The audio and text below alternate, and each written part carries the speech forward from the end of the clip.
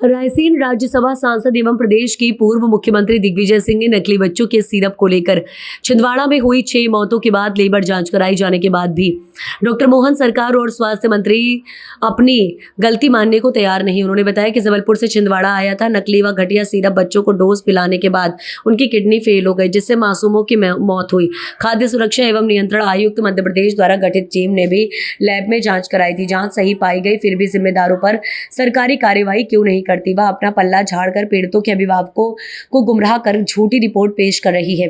उन्होंने बताया कि भाजपा आरएसएस का चोली दामन का साथ है। शताब्दी वर्ष में राष्ट्रीय स्वयंसेवक संघ उपलब्धियां गिनवा रहा है कि देश की आजादी की क्रांतिकारी आंदोलन में हमारे संगठन के नेताओं ने भी योगदान दिया था। स्वयंसेवक संघ के नेताओं ने देश की आज़ादी में कोई कुर्बानी नहीं दी। आरएसएस जनता के सामने झूठ परोस रही है।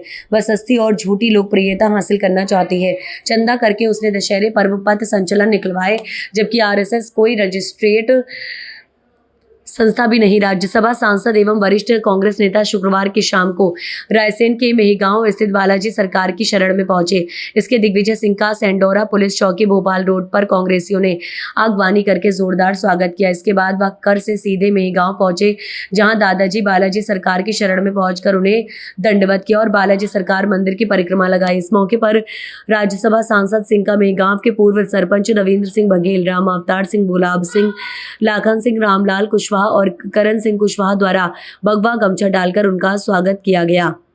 इस अवसर पर पूर्व शिक्षा मंत्री राजकुमार पटेल, पूर्व विधायक बरेली देवेंद्र पटेल, कामता प्रसाद राजौरिया आदि उपस्थित हुए।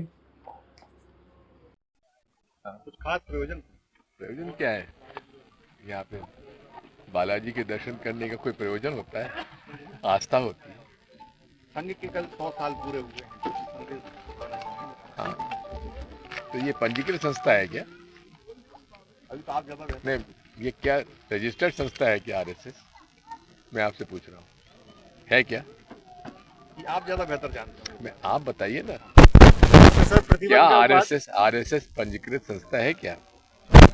कांग्रेस के राहुल गांधी जी प्रतिबंध की क्यों बात कर रहे हैं? देखिए, बात है जो संस्था रजिस्टर्ड नहीं उसको हम प्रतिबंध कैसे करें?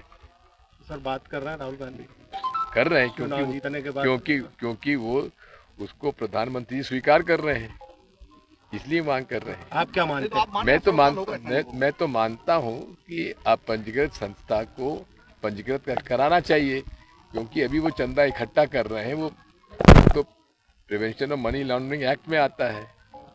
नकदी वसूल कर रहे हैं, वो पैसा कहाँ जा रहा है, किसके अकाउंट में जा रहा है, उसकी भी जांच होना चाहिए। क्या मानते हैं आप इसके लिए? भाई, ये तो मैं समझता हूँ कि अवैधानिक है कि नहीं है, मैं आपसे पूछ रहा हूँ। आज संवैधानिक आप मानते कि नहीं मानते? जो आज आप पंजीकृत संस्था के नाम से आप चंदा लेते हैं, तो वो गैर कानूनी है कि नहीं है? मैं आपसे पूछ रहा हूँ। कैसे मानते हैं कि आपने पैसा ले रहा है जी? किस तरह से मानते हैं आप पता पूछ लीजिए उनसे। आज आप चंदा नहीं देते क्या? आप रसीदें कटती कि नहीं कटती उनके यहाँ? जब गुरु पूर्णिमा पे गुरु दक्षिणा जाती कि नहीं जाती है? जाती नहीं जाती? मैं आपसे पूछ रहा हूँ, आपने भी दी होगी शायद। संघ आरएसएस को लेके बताया उनने, आरएसएस और संघ को लेके बताया कि ताकतवर को डराती, कमजोर को मारती। कौन? आरएसएस और संघ